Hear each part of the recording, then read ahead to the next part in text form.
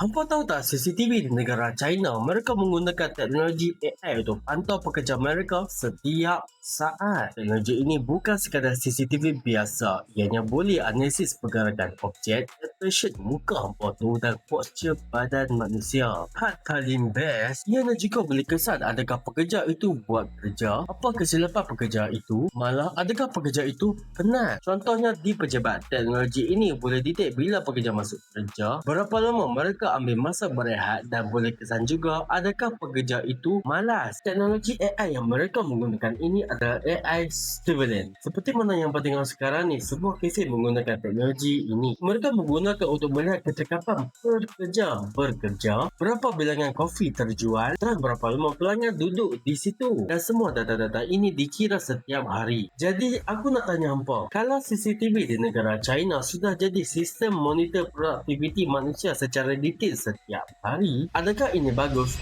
untuk manusia?